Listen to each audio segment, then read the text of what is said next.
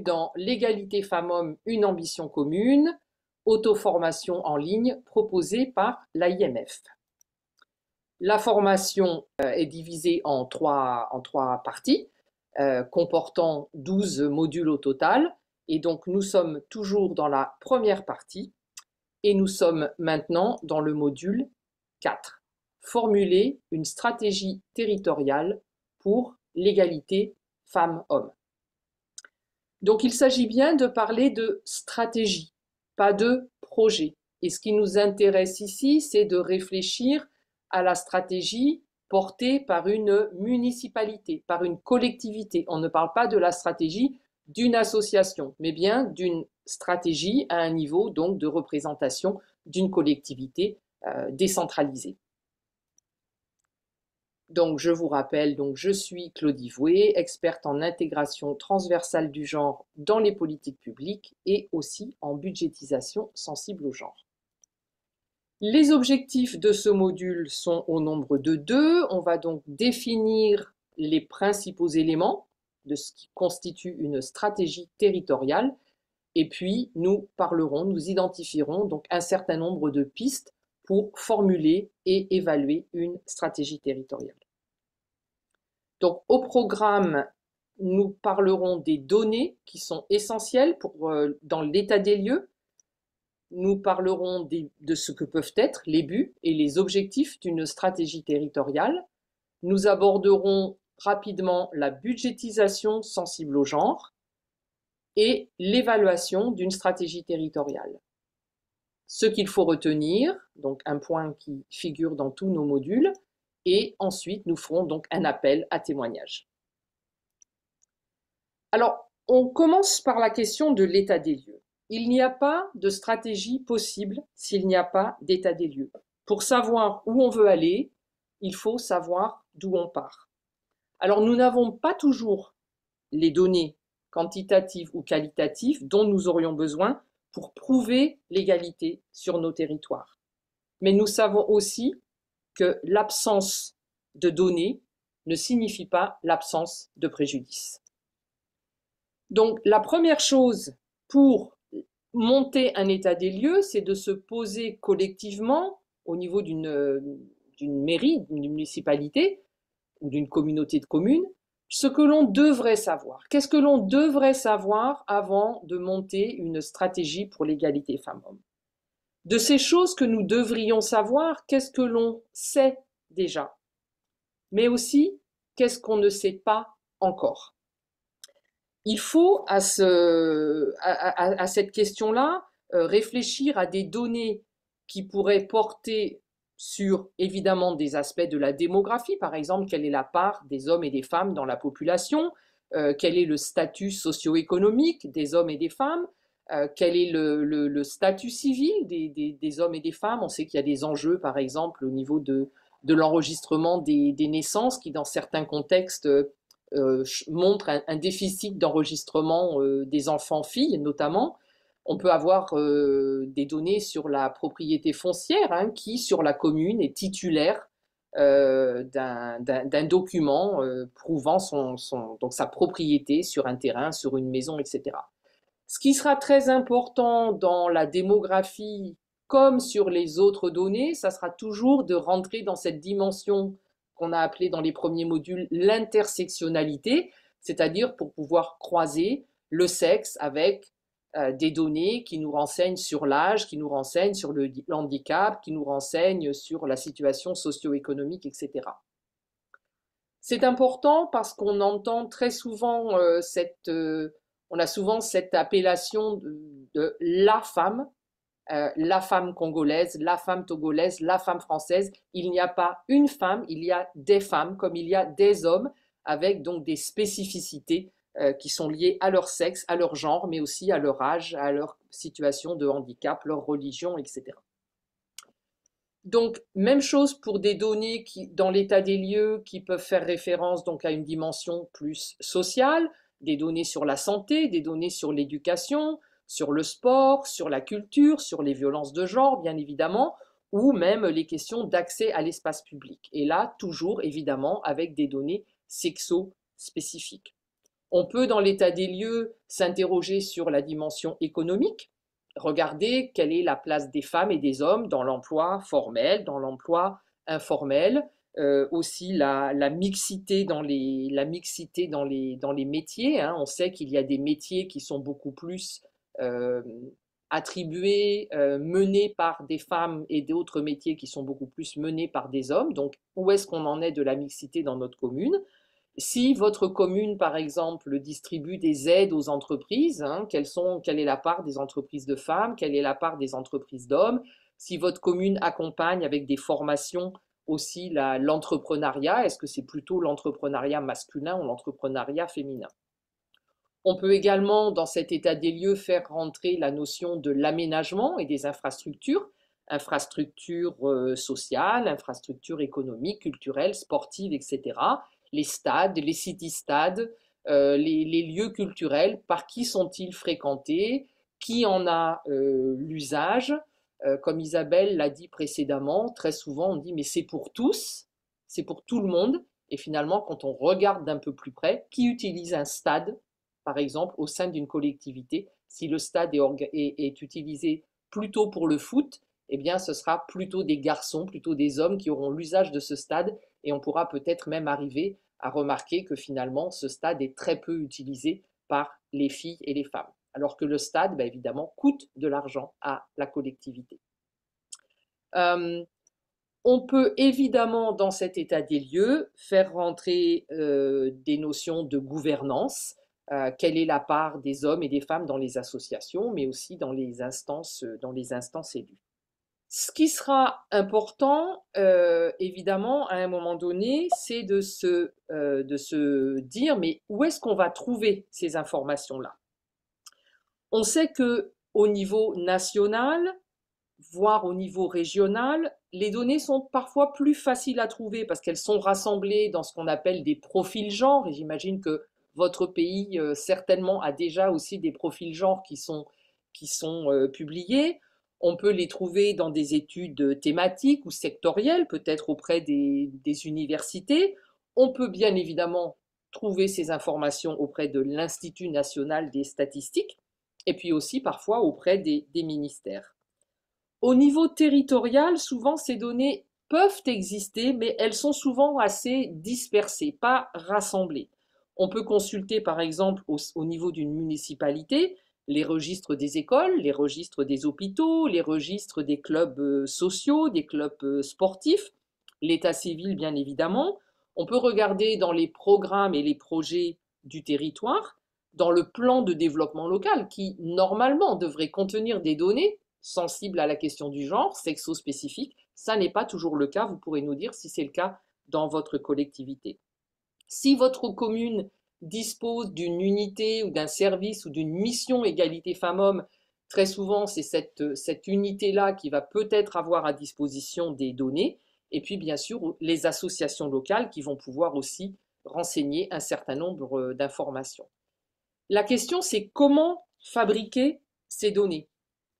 La première chose, évidemment, c'est de pouvoir rassembler ce dont on dispose par thématique pour avoir un premier éclairage. Hein. Il faut pouvoir organiser ces données pour qu'elles ne soient pas trop dispersées, pouvoir commencer à faire sens de l'information que l'on a. Rassembler par thématique, ça permet d'identifier d'abord ce qu'on n'a pas, ce qui manque, et peut-être aussi des données qui sont trop vieilles, trop anciennes et donc qui ne seraient plus pertinentes. On peut avoir, pour faire ça, on peut avoir besoin d'une aide extérieure. On peut faire appel, par exemple, on peut avoir un partenariat avec une ONG locale, on peut peut-être s'attacher les services d'une université, si on en a une pas très loin de sa collectivité. On peut aussi faire appel à des spécialistes, des consultants ou des consultantes. On peut aussi, bien évidemment, faire appel aux différents services qui sont en charge de ces domaines-là. Donc faire appel au service sport de la mairie, faire appel au service culturel de la mairie, faire appel au service économique de la mairie pour voir si ces personnes-là, ces équipes-là, disposent d'informations qui pourraient, mises tout ensemble, commencer à fabriquer un état des lieux. Après, c'est aussi la question de comment les exploiter. Alors, la première chose à faire, certainement, c'est de constituer un premier rapport bilan pour qu'on puisse avoir cette première image, cette première photographie, ce premier panorama de à quoi ressemblent les inégalités dans notre commune. En rassemblant ce premier bilan, ça éclaire sur les inégalités, mais ça peut aussi commencer à nous montrer quelles sont peut-être les failles de l'institution dans la collecte des données et de pouvoir commencer à formuler quelques recommandations. On peut évidemment convoquer une rencontre avec les acteurs, les actrices du territoire pour partager ces premières données et peut-être voir comment ça résonne par rapport à leurs préoccupations, mais aussi est-ce que ces différents acteurs peuvent compléter, peut-être nuancer aussi ces informations.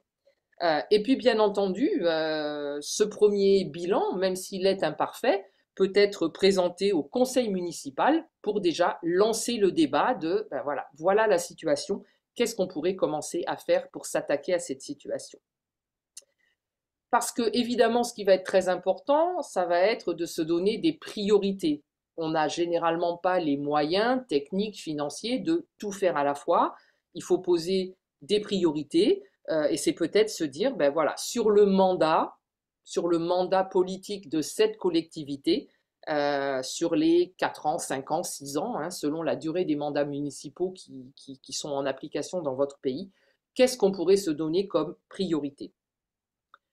Ce qui est essentiel, c'est toujours de rester dans une dynamique de concertation.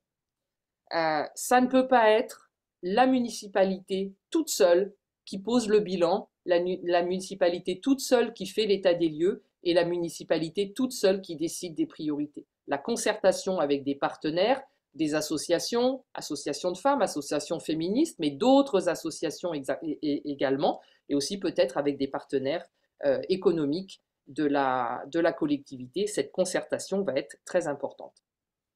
Alors, pour illustrer, on va prendre l'exemple de la ville de Paris.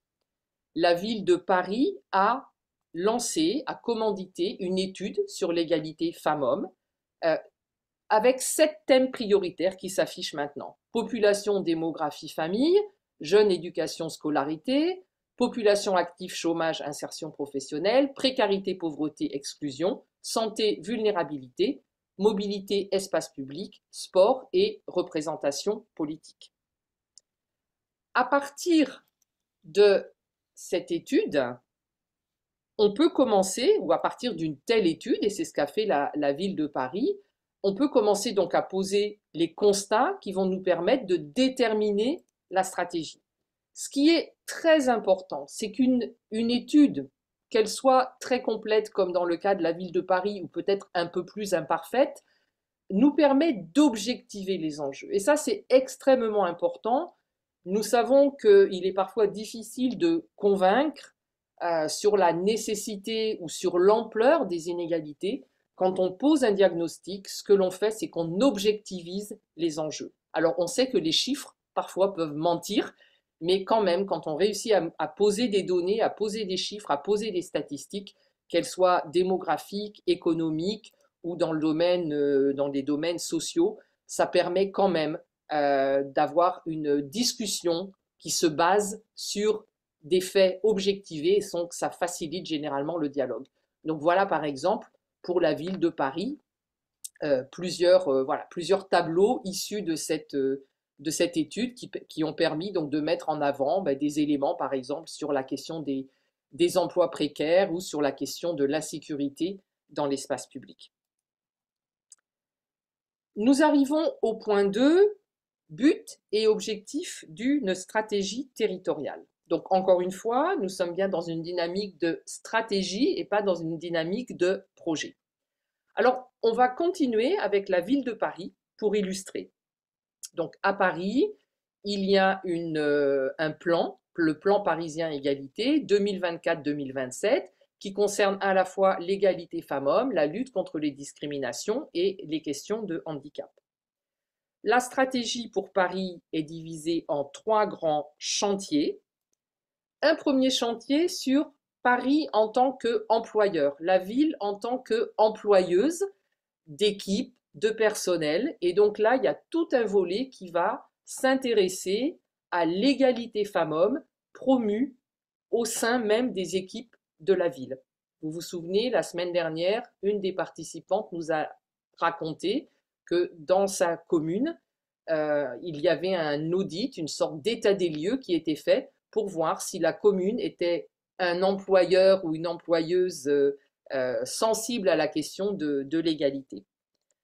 Le deuxième grand chantier, c'est la diffusion de la culture de l'égalité et la lutte contre les discriminations. Et donc là, on va retrouver surtout dans ce volet-là des actions dédiées à la culture de l'égalité, des actions, des projets dédiés à la lutte contre les discriminations. Et puis le troisième grand chantier, qui est là un chantier donc plus transversal pour faire écho à ce que Isabelle a présenté dans le module précédent, avec la ville de Paris qui s'engage pour fournir un service public plus égalitaire et plus inclusif. Donc là, on voit clairement trois grands axes stratégiques, et chaque axe stratégique, à partir du diagnostic, va se décliner en objectifs, en activités et bien évidemment en budget avec ensuite des indicateurs. On va partager un deuxième exemple qui est celui de la ville de Genève. Alors pour sa stratégie municipale 2020-2030 en matière d'égalité entre femmes et hommes, la ville de Genève a deux grandes stratégies, deux grands axes stratégiques. L'axe stratégique numéro 1, que vous allez voir à droite de l'écran, donc en rose, définit des actions pour intégrer le genre dans les missions et les prestations de la ville, donc les politiques et les services publics. Il y a 8 actions prioritaires: la lutte contre le sexisme et la déconstruction des stéréotypes de genre, de même que la prévention des violences sexistes et sexuelles, font l'objet d'un focus particulier. Mais vous voyez que ces actions se déclinent aussi à travers d'autres sujets, sport et loisirs, jeunesse, environnement, culture, etc., etc. Donc ça peut être des actions dédiées ou bien des actions qui sont plus dans la transversalité sur des domaines de l'action publique avec des partenaires de terrain. Donc certaines actions vont être portées directement et uniquement par la ville et d'autres vont se faire en partenariat avec des acteurs de terrain. Sur l'axe stratégique organisation, donc ce qui est en bleu à gauche de l'écran, on s'occupe dans cette stratégie de la ville en tant qu'institution. Et donc là, on va voir que la ville porte des actions pour l'égalité entre femmes et hommes au sein même de ses équipes, mais pas uniquement. Les ressources humaines, il y a aussi la question de la gouvernance de la ville en tant qu'institution, mais on va aussi s'intéresser à des domaines essentiels, prioritaires de l'action communale, par exemple la question des finances, la question de la communication et la question des achats publics, de la commande publique. Le point numéro 3 dans ce module porte sur la budgétisation sensible au genre. Nous venons d'évoquer à plusieurs reprises la question des budgets. Et donc c'est évidemment un axe essentiel pour les communes. Alors bien entendu, dans le peu de temps qui nous est imparti aujourd'hui, nous n'aurons pas le temps de développer, mais sachez qu'il existe de plus en plus d'outils et de matières pour travailler la budgétisation sensible au genre au sein des communes. Alors la budgétisation sensible au genre, elle est essentielle pour les villes et les communautés de communes qui souhaitent faire progresser l'égalité femmes-hommes. C'est une démarche qui permet d'évaluer qui sont les bénéficiaires de l'argent public. J'ai tout à l'heure évoqué par exemple la question des stades. Si de l'argent public est dépensé pour des infrastructures sportives, qui en sont les bénéficiaires? C'est une démarche également qui permet de repérer et d'améliorer les politiques publiques qui peuvent avoir un impact sur l'égalité. Et donc là, on peut revenir sur les explications du module précédent. Il y a des politiques publiques qui peuvent avoir un impact sur l'égalité femmes-hommes, mais qui sont aveugles à cet impact. Et donc, ces politiques publiques-là, il faut les repérer pour pouvoir les améliorer. Parce que ce n'est pas parce qu'elles sont aveugles qu'elles n'auront pas d'impact, bien au contraire. Et à travers cette démarche, on est capable de produire des données sur les bénéficiaires et sur la destination des budgets engagés. C'est-à-dire qu'on est capable de dire un peu plus précisément où va l'argent et que produit l'argent de la collectivité, qui est de l'argent public évidemment, provenant principalement des impôts des citoyens et des citoyennes. Ça va permettre de planifier des politiques et des budgets soit spécifiques ou transversaux pour mieux répondre aux enjeux de genre. Donc encore une fois, soit on va mettre de l'argent sur des politiques et des actions dédiées, soit on va pouvoir, à travers la budgétisation sensible au genre, et souvent, encore une fois, de manière complémentaire et connectée, s'assurer que dans les politiques publiques pour lesquelles l'égalité femmes-hommes n'est pas l'objectif principal, mais un objectif secondaire mais significatif, on va donc s'assurer que ces budgets-là aussi répondent mieux aux enjeux de genre. Alors, la budgétisation sensible au genre, dans l'espace francophone, on voit des initiatives qui se développent dans différents pays, mais surtout au niveau des États. Par exemple, le Sénégal a une politique nationale avec tout un processus autour de la budgétisation sensible au genre. On le voit aussi en Tunisie, ça démarre aussi en Côte d'Ivoire, au Bénin, en RDC, etc. On voit en revanche assez peu se développer du côté des communes, peut-être un peu plus au Maroc, où on a quelques exemples de la budgétisation sensible au genre, donc la BSG, qui se décentralise. Au Canada aussi, l'approche est nationale et régionale. En Belgique, à Bruxelles, on voit que la ville est embarquée dans cette démarche, mais aussi, par exemple, la Fédération de Wallonie depuis un peu plus longtemps. En France, ce sont plutôt les villes qui agissent à Lyon, à Bordeaux ou à Strasbourg, à Paris. On voit ces villes qui s'embarquent dans la budgétisation sensible au genre. Donc là, on est dans des budgétisations sensibles au genre qui sont lancées par les pouvoirs publics, que ce soit les pouvoirs publics nationaux ou des pouvoirs publics décentralisés. Mais la budgétisation sensible au genre, elle peut aussi être initiée par la société civile.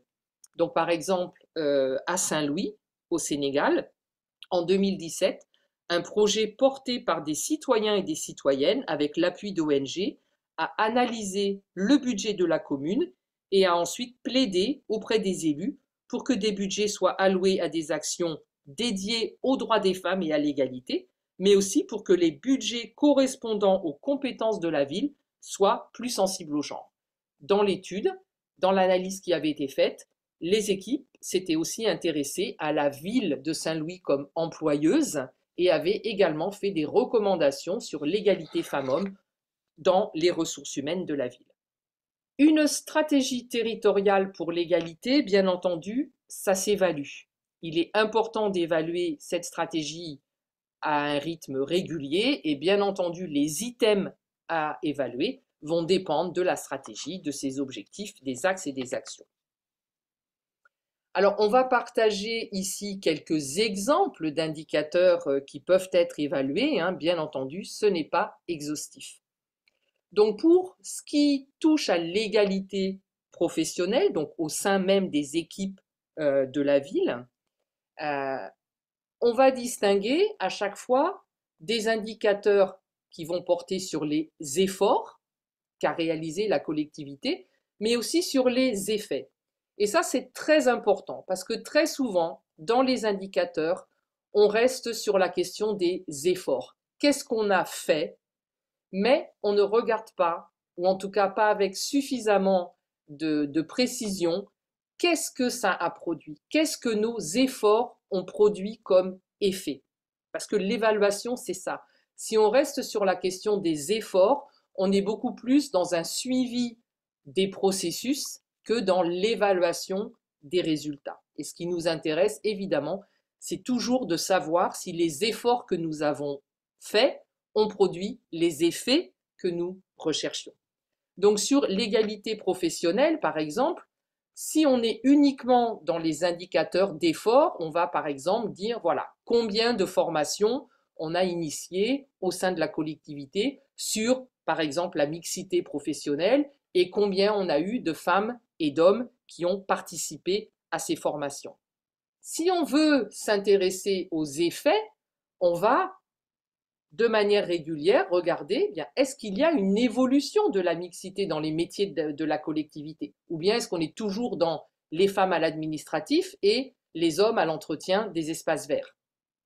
On va regarder si, par exemple, il y a une évolution du différentiel des salaires, si on a mis en place des actions pour encourager des plans de carrière plus équitables entre les femmes et les hommes, pour encourager une gouvernance et la participation des femmes et des hommes à différents niveaux de hiérarchie au sein de la commune. Cela devrait avoir normalement un effet sur les différentiels de salaire.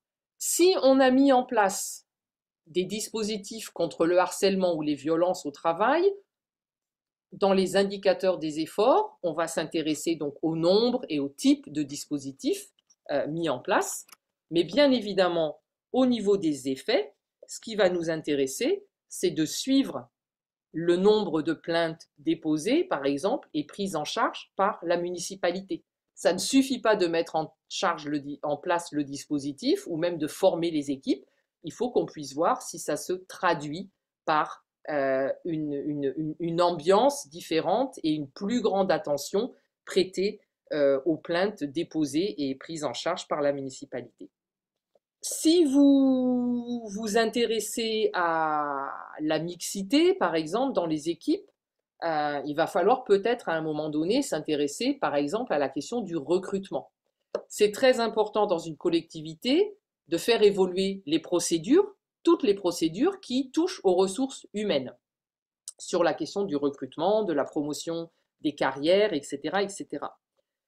Si vous faites ce travail-là, ça c'est votre effort, l'effet qu'on va chercher à mesurer, ça sera de regarder est-ce qu'il y a application de ces nouvelles procédures et quels sont les effets produits par par l'application de ces nouvelles procédures dans la gestion des ressources humaines. Dans la partie plutôt des actions dédiées, on va regarder trois exemples, on va donner 3 exemples.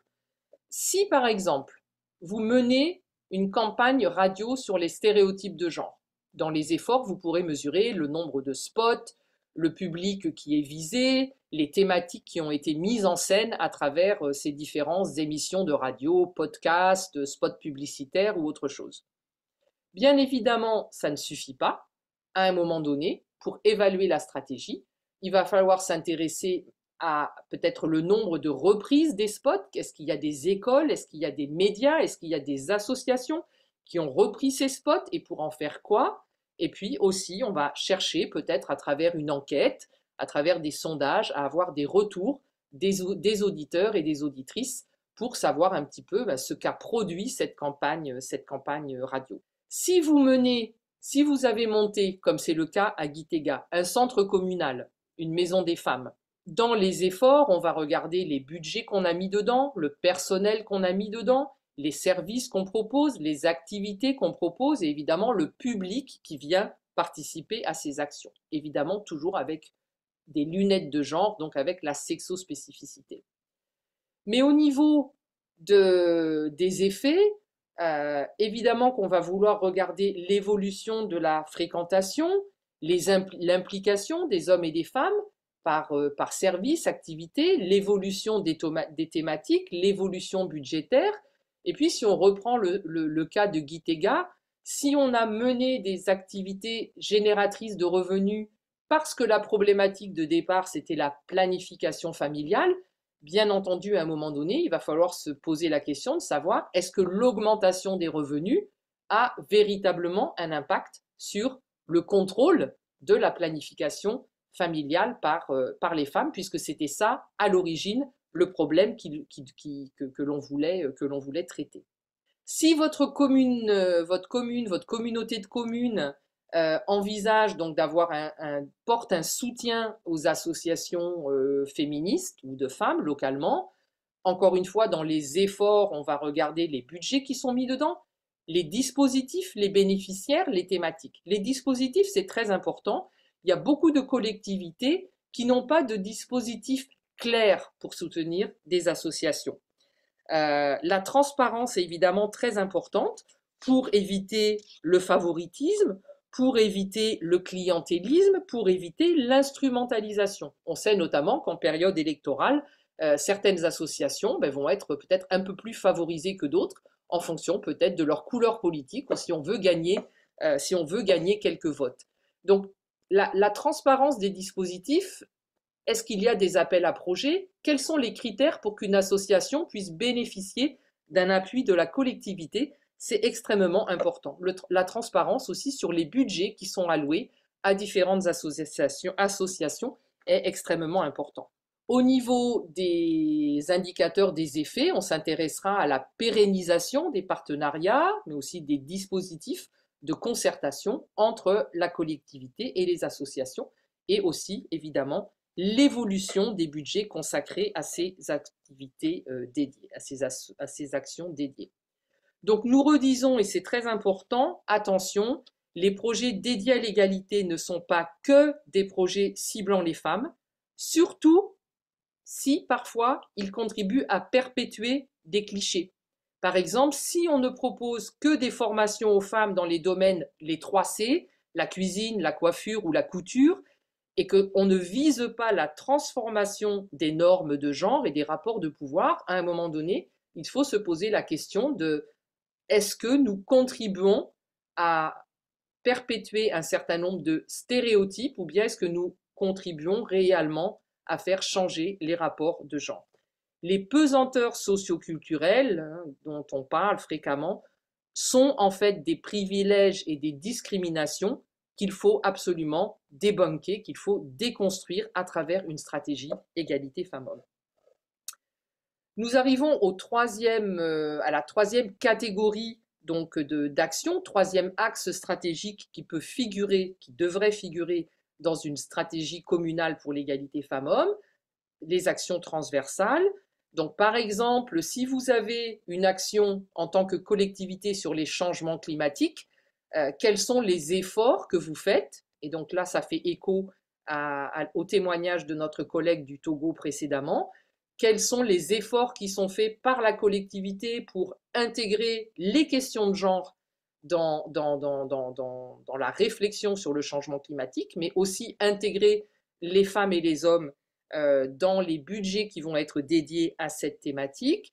Et au niveau des indicateurs d'effet, on essaiera de regarder est-ce qu'il y a une gouvernance et des mécanismes de gouvernance plus mixtes et équitables qui sont installés sur la question du changement climatique, et quelle est l'incidence et quelle est la satisfaction que les hommes et les femmes retirent des actions transversales qui sont mises en place pour contrecarrer les questions le changement climatique, que ce soit en atténuation ou en adaptation.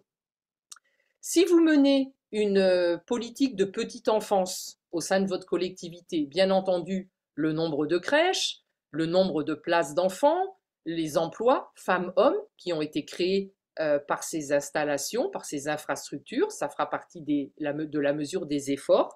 Mais bien sûr, il va falloir aussi mesurer les effets. Donc, comment est-ce qu'on améliore le taux de couverture pour les ménages, mais aussi quels sont les profils des ménages qui s'inscrivent aux crèches. Est-ce qu'on est dans des ménages plutôt plus aisés? Est-ce qu'on est dans des ménages moins aisés? Est-ce qu'on touche les ménages, les familles monoparentales, notamment celles qui sont dirigées exclusivement par des femmes? Donc ça demandera à se questionner sur la tarification et sur un certain nombre de choses. Et puis on pourra, au bout d'un certain temps aussi, s'intéresser au nombre de parents, femmes et ou hommes, qui auront repris ou pris un emploi parce que justement, ils auront trouvé une solution à leur problème de garde d'enfants.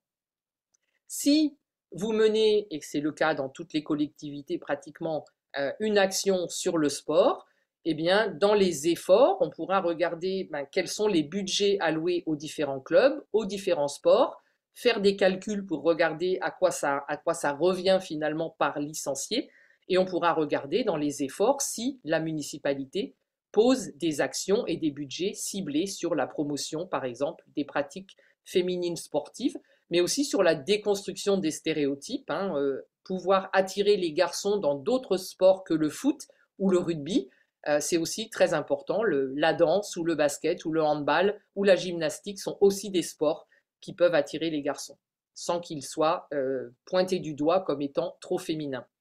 Donc, on va dans les effets ensuite regarder s'il y a une évolution des pratiques, justement, filles, garçons, hommes, femmes, pratiques sportives. Est-ce que petit à petit, la collectivité aura installé des critères que nous appelons dégâts conditionnalité, c'est-à-dire que on conditionnera les subventions aux clubs à leurs propres efforts sur les questions d'égalité. Et donc, est-ce que les pratiques des clubs sur l'égalité homme-femme auront évolué, par exemple? Est-ce que les clubs auront progressivement installé, par exemple, systématiquement des formations sur la violence, les violences de genre dans le monde sportif? Nous le redisons, la transversalité, ce n'est pas juste ajouter un volet femmes dans une politique aveugle par ailleurs, c'est vraiment faire avancer l'ensemble de la politique sur la thématique du genre, y compris dans son budget. Alors, pour qu'une institution rende l'intégration du genre irréversible, il faut qu'elle puisse cranter les choses en interne. Cranter, c'est comme avec une ceinture, c'est faire en sorte que ça ne se défasse pas, que ça ne recule pas. Donc pour rendre irréversible et cranter, il faut qu'une collectivité travaille à différents niveaux sur la compétence des équipes. Il faut que les équipes soient compétentes pour travailler, comprendre, intégrer les questions de genre. Il faut pouvoir travailler sur des procédures, que ce soit les procédures qui ont trait à la commande publique, aux subventions ou à la communication. Il faut que la collectivité puisse produire des données sexospécifiques et sur les rapports de genre, les questions de pouvoir. Il faut que la collectivité puisse mettre en place en interne des mécanismes de suivi, et ça passe souvent par le fait de nommer des responsables, alors des points focaux, ou des points focaux qui vont être celles et ceux qui vont enclencher, mais aussi faire en sorte que la dynamique ne retombe pas et faire en sorte que la dynamique s'installe vraiment de manière irréversible au sein de la collectivité. Et bien entendu, ça veut dire aussi de travailler au sein de toute collectivité sur la question des budgets. Que faut-il retenir de ce module? Eh bien qu'une stratégie égalité femmes-hommes, c'est d'abord une vision. Ce n'est pas la somme de projets ciblant les femmes ou les filles. C'est une vision de l'égalité et donc une vision politique. L'analyse des inégalités de genre qui existent sur un territoire, dans une commune, elle doit se faire en concertation avec les parties prenantes. Une stratégie égalité femmes-hommes peut et doit souvent se décliner sur 3 axes. L'égalité professionnelle, des actions dédiées et ou transversales, mais aussi elle doit viser à changer, à transformer les pratiques de l'institution. La question du budget sensible au genre est centrale dans toute stratégie pour l'égalité femmes-hommes. Et la question aussi du pilotage, du suivi et de l'évaluation en partenariat, en se souvenant bien de distinguer et d'articuler les efforts et les effets. Donc nous avons terminé avec ce module 4. N'oubliez pas de vous inscrire sur la plateforme pour faire le quiz, ce qui vous permettra d'obtenir une attestation, mais aussi de consulter des ressources. Et nous vous donnons rendez-vous au module 5, établir un diagnostic sensible au genre. Nous passerons là dans toute une partie du cours dédiée aux questions de l'assainissement.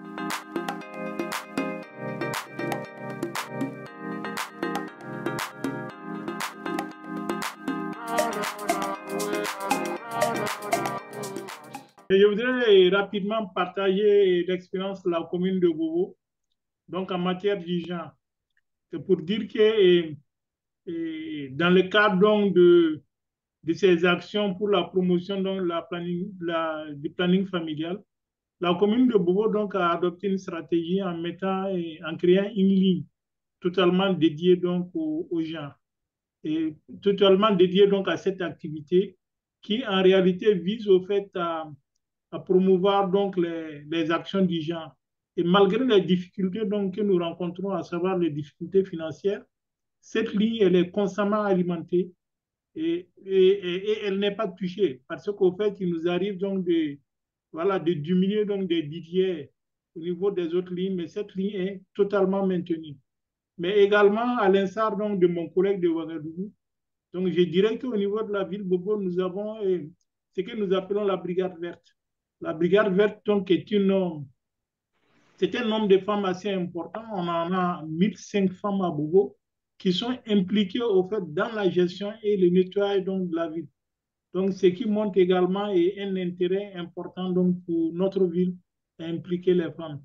Et le dernier donc, des cas, c'est l'implication donc, des femmes donc, au niveau de l'agriculture urbaine à travers une trame verte donc, que la commune donc, a dédiée à une association de femmes qui puisse permettre donc, à cette association également de contribuer à sa manière donc, au développement alimentaire donc, de la ville. Donc, ce sont ces expériences donc, que je tenais à partager.